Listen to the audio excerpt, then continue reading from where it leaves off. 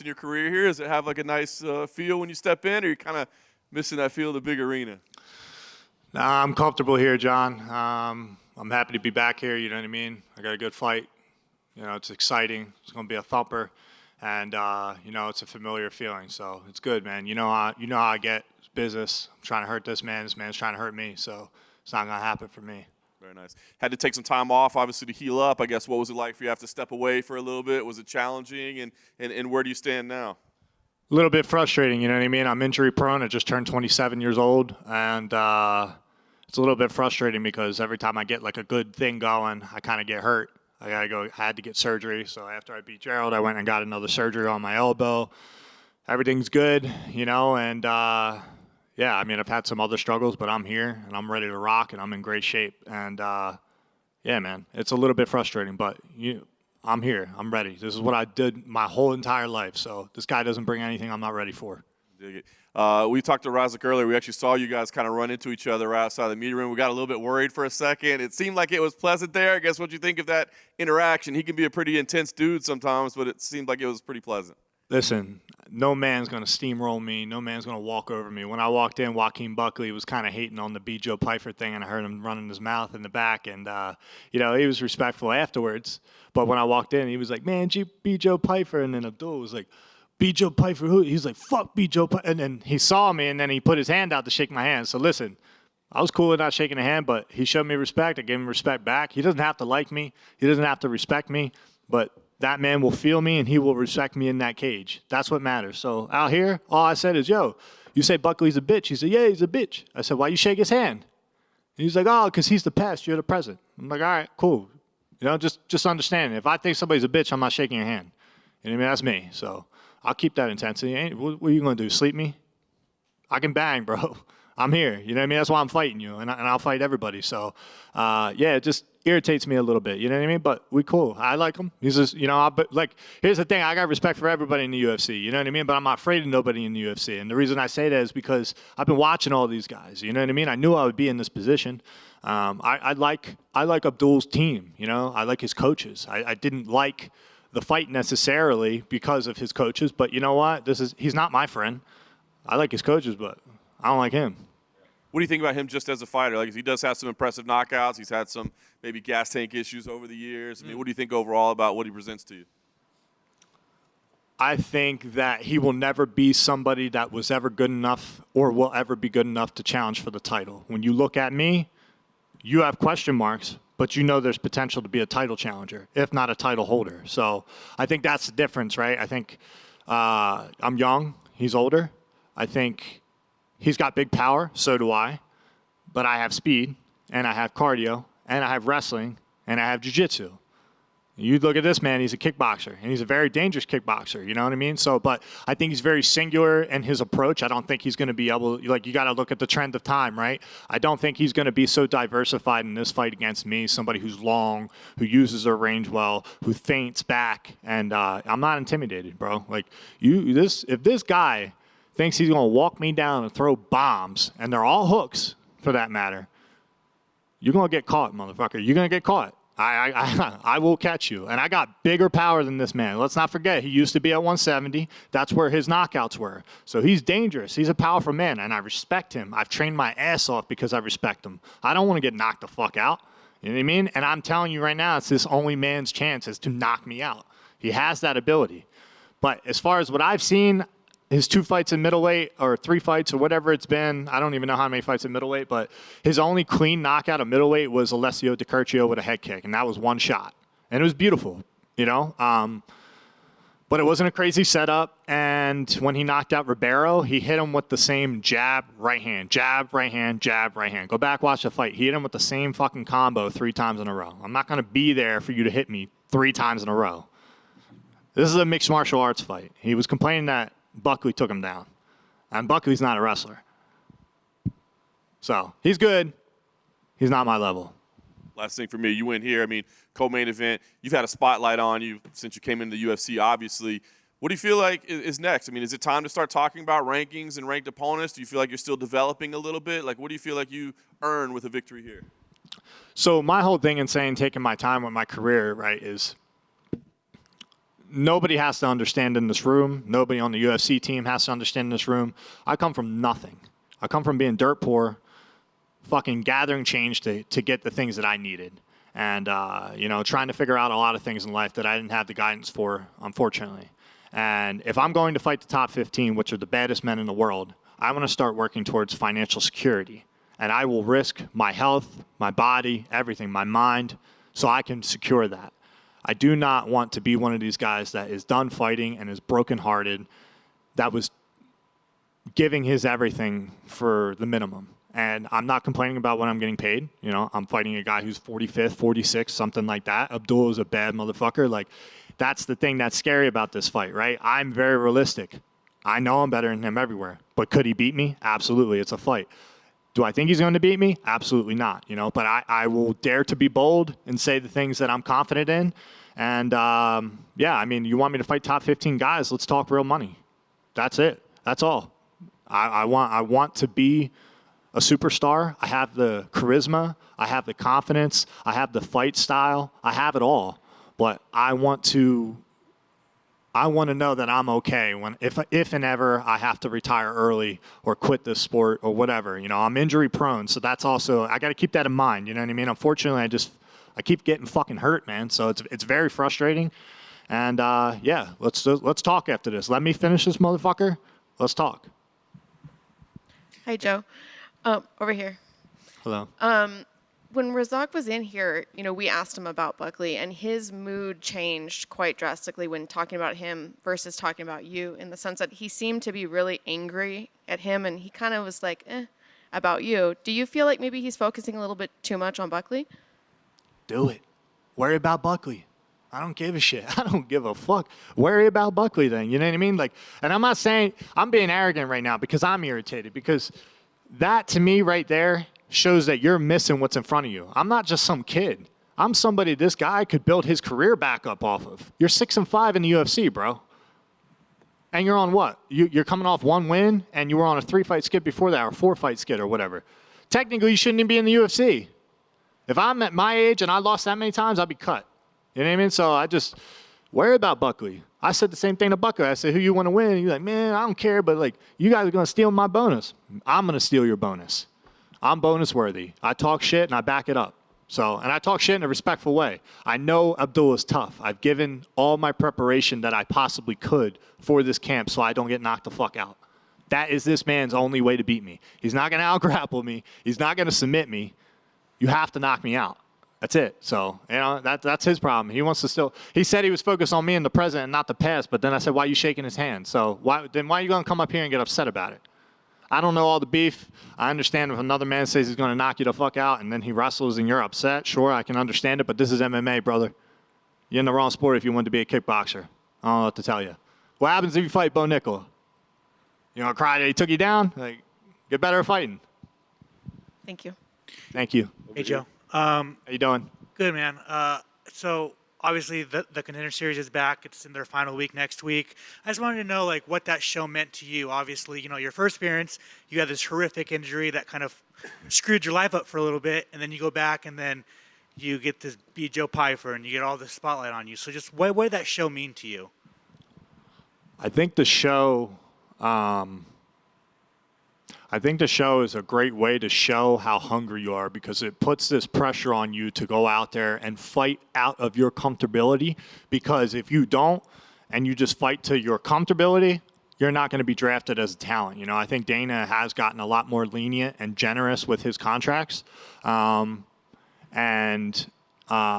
I respect, you know what I mean? Because this is a hard way to make a living and everybody deserves an opportunity. Now, what they do with that opportunity given, that's up to them now. He gave you the chance, do your thing. But you guys got to understand, Dustin Stoltzfus, I sit here right now, and I don't think there's any reporter that says that man was a better fighter than me, especially what I came back and I shown. That's a fact. And I was obsessed with it. I even talked to Dana White personally and begged him for that fight, and he just doesn't think it's a good idea. And I'm cool with that. You know what I mean? So that's how hell-bent I was on that. And but you know what? I was a sore loser, too, in a way. I am a sore loser. I don't think that man bested me, so I got discredited, man. I broke my arm. I was out. I had no money. I was depressed. I was suicidal. I went to kill myself. I was like, man, I worked my whole fucking life for this, and now I'm nothing. I'm sitting out in my wrestling coach's basement crying, telling my girl, like, I'm nothing. Like, I'm literally nothing, and I'm sorry I let you down. I try not to get upset about it now because I still carry, like, a bitter chip. Like, I lost sponsorships. People didn't want to talk to me. But then I came back. You know, I had a strong management team, and they never left me. I've been with Lloyd Pearson since I signed, and I don't say this to, you know, Lloyd Pearson, my management, go with my manager. Not many people can say that they have a friend in their manager, and I truly believe that. And I believe the people on my team that I now have, that I'm surrounded with, you know, even Chandler Henry sitting out here who's documented my life for my documentary, and, you know, just the people that I've acquired, Alex Davis, Disruptive, and, you know, I've really gathered a team to come back, and it was all possible because I got another opportunity on Dana White's Contender Series, and Dana White's the one that put me on the scene, you know, and flew me out and was super generous. And let's not forget, that man gave me a helping hand, and, you know, gave me a place to live for the next year so I could pursue this. Third fight, co-main event, third fight in the UFC, your co-main event. I mean, just what do you think the UFC sees in you, and I guess how does that make you feel that you're the co-main event?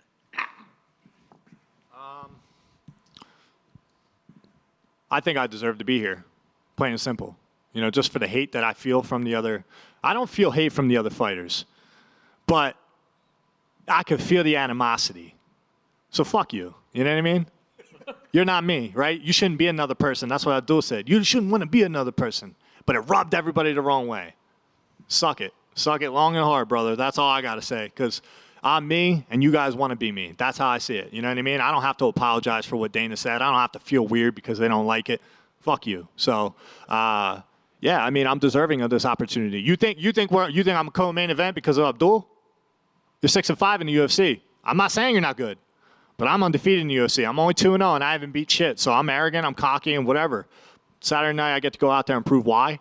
And, you know, if it's a shit performance, I'm going to apologize to you guys after because that's not what I come here to do. But at the same time, I also come here to win both my fucking checks. So I'm still a poor kid. I still have a poor kid's mentality, and I'm not one of these guys that's rolling in money and then is fucking off. Like, this is all I got, brother. This is all I got. And even now, if I slip up now, I don't get a new contract. I don't get to get more money. I don't get to call my shots type deal. So, yeah, I mean, Dana White changed my life, and I'm trying to change the company in a way, you know, make it good, make it entertaining. Yeah, this is the shit you don't prepare for, right? I'm going to go off on a little tangent. Like, this is the shit you don't get taught. You don't get taught what to say. Everybody's going to say, dude, there's so many fucking weirdos out there. Everybody's going to judge me anyway. I have a little bit of a chip on my shoulder because it's like there's so many people. My life is open for judgment, right? Because I've also put my life story out there. So I'm cool with that. But it's like everybody will sit there and shit on something that you're going to do. Oh, man, this kid's cocky. Oh, man, this is... It's like, brother, you can never sit here and do what I do. You can never sit here and do what I do. And for anybody that's going to criticize another fighter, I'll criticize a fighter because I'm going to get in there. I'm a fighter. Now, if I eat my own words and this dude kicks my face through the floor, I deserve it. You know what I mean? But it's just... I'm going to say what I'm going to say, and I'm going to go out there and back it up. So I don't know how the fuck I got on that tangent, but, yeah, I'm here. Oh, good. I'll take from that tangent. Speaking of, like, criticizing, I'm sure you've seen a lot of people criticize Sean Brady and kind of hop off his hype train. They can all suck a dick for criticizing that man. The thing that happened with Jack Dell is a pussy because he was literally in the hospital with staff that could have that got to his bloodstream that he could have died or something bad could have happened to the kid. You know what I mean? You think he doesn't want to fight for a whole year? Come on, bro. I thought that was a low blow. And the only reason I get that upset is because that's one of my closest friends. You don't do that shit. You know, it's not fair to his wife. It's not fair to him. We're all fighters. You should give a fuck about another fighter's well-being. I don't care how much I don't like any of these guys. But I don't want Abdul to be sick or laugh at him because he couldn't make a fight, bro. This is the smallest part of fucking real life. So, yeah, fuck anybody criticizing Sean Brady. Wait till he comes back. Right, exactly. And, you know, obviously he suffered his first defeat. You've suffered your first defeat before. Like, I guess everyone that's just kind of doubting him because you lost to Bilal, who's obviously probably should be fighting for the title. Like, what do you say to that? Bro, he never fought out of the fucking country. I never been out of the country. We went 14 and a half hours away. Khabib, who's all-time great, is in the corner. This kid does not express his emotion. He keeps it to himself. He went out there and he took a chance, you know, against the best in the world. He's fighting the best in the world. The dude lost once, and everybody disrespects him. This is what this game sucks dick for. Because everybody will love you when you're the man, and then everybody shits on you the second you slip up. Where's the love for the true fans? We're the only country that shits on our own. I can't stand that shit. It drives me nuts. I'm a USA. I'm American. I rep the flag. I'm going to walk with that shit tomorrow or Saturday, whenever. Where's the support for your fellow Americans? You know what I mean? Respect to Bilal. Bilal was the better man. He earned it. Nobody should discredit him. But don't disrespect your own guy and start talking shit on him. Oh, you lost me money. Don't fucking bet your money then. You know what I mean? So, but he took a chance, brother. He took a chance, and he went out on the shield. He didn't tap. He got punched in the face fucking 25 times. And wait till you see the new Sean Brady. Now he's tasted defeat. That kid was beating people never thought he would beat. And, you know, I love the guy. So I am defensive about him, and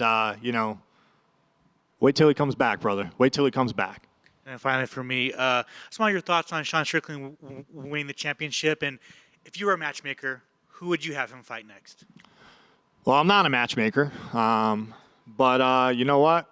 Congrats to Sean Strickland. I know he comes from a traumatized background. He's always been nothing but respectful to me, even if he doesn't remember me, but. He was in the PI once, you know, he offered to train with me and whatnot, asked me to come train.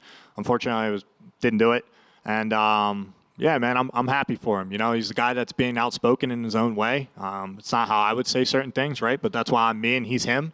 And I'm not going to buck against anybody that speaks how they feel. And I think that's a rarity these days. And I think people will learn to appreciate the fact that he stands behind what he believes, right or wrong. And that's the whole point of freedom of speech. That's the whole point of freedom of choice. But you're told you're not allowed to say certain words or you're canceled. You're told you're not allowed to go against certain things or you're this, you're that. And it's, you know what? Let everybody be who they want to be, but don't force it upon other people. And that's all I'll say on that so I don't get canceled. But yeah, you know, so I'm happy for him. And if I was to say who should he fight next, I don't think I'm a fan of Izzy. You got to remember, guys, I've been watching this all the way back since UFC 3, 4, or whatever. So I'm a fan of everybody as much as I'm a fighter in here. So sometimes that gets in my own way. I mean, DDP and Izzy makes sense to me, and I think the winner of Paulo and Chimaev. So I think Sean should fight the winner of Paulo and Chimaev. Thanks, man. Thank you. Over here.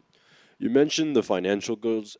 Are there any other goals you've set for yourself, whether in life in general or in the fight game that you've made since you made your mark on the Contender Series, winning that contract? Yeah, just none that I've shared with you guys. The only thing that matters for the public, I don't post my personal life for a reason because I know nobody really gives a fuck. So, and you guys don't deserve to know my personal life, you know what I mean? Like who I love, who I care for, who I want to take care of. There's a lot of things I do, even in my position now, as young as I am, and I take care of the people that are in my core group. And I've had a lot of things that have kind of made me go a little bit sour where I've lost friendships and people talk shit on me and things like that because they think I've gotten big time just because I'm, you know, because they think I've made a ton of money. And I'm like, dude, or, you know, I've kind of cut off even more distraction now because it's the burden, you know, the burden of like, oh, now you got all this hype, brother. I was never hyped until I got into UFC, but in my own head, I was always hyped. So like, that's why the co-main event, it doesn't matter. You could put me first, you could put me last. I'm built for it. You know what I mean? It doesn't mean shit to me. What matters is that I win the fight. So, but yeah, I got more than financial goals, brother. I want to travel the world. I want to buy a house. You know, I want to have a family one day, and I want to know that I took every daring, scary moment serious, and I didn't grow old because I was afraid or because I was scared. You know what I mean? That's one of my worst things I've convinced myself of is I never want to grow old, and I get choked up even now because it's like I never want to grow old and realize that you know, I don't matter no more, and I didn't go out there and give it everything I got, man, because there was a certain point in my life where that was it. So I'm here, I'm fucking ready, and yeah, fuck this dude. And do you have a message for someone that may be going through setbacks in their life, maybe when towards reaching their goals? Yeah, listen to the unspoken gut feeling that you have. My biggest telling of greatness, in my opinion, was my gut, my heart, and my mind. It was something I could never put a finger on, but it was something I always felt, and I always said, I don't think I'm meant to be average. I don't think I'm meant to be average. And brother, listen, I have people trying to chop me down, including my father, actively. This dude's got a fake fucking YouTube account to go on and hate on the fact, tells me that you know, I was a bad kid or I stole his story. Imagine a father convincing himself that a son stole his fucking story and believing that. Trying to call me a racist, all these things, blah, blah, blah, blah. Bro, people, and if I give that attention, right, like I'm giving in this interview, just to let you guys know and the things that happen, it's like there's some shitty people out there and they don't care if you're mentally okay. Everybody says, oh, yeah, you should talk, you should do this, you should do that. You should talk to the people that give a fuck about you because in general, the public doesn't care. We're desensitized in this country to not care about other people's problems. So don't sit here and be weak or be afraid to say what you have to say because of cancel culture or because someone doesn't believe in you. So that's what I would say to them. Believe in who you are. Don't neglect your morale. Don't let all this weird socially acceptable shit that's going on allow you to veer off track. And listen to the unspoken that's in your gut. Because if you don't think you're meant to be average and that's the only thing you can explain it as, stick with it until that's gone. Nobody in this room can outwork you if you have that. I promise. I couldn't go with whatever you think you're going to be the man at. I couldn't go outwork you at that and unless I had that same feeling. It's not possible. So just stay diligent, dudes. Don't quit. Don't be a pussy of 2023. Thank you. Hey, Joe, right here.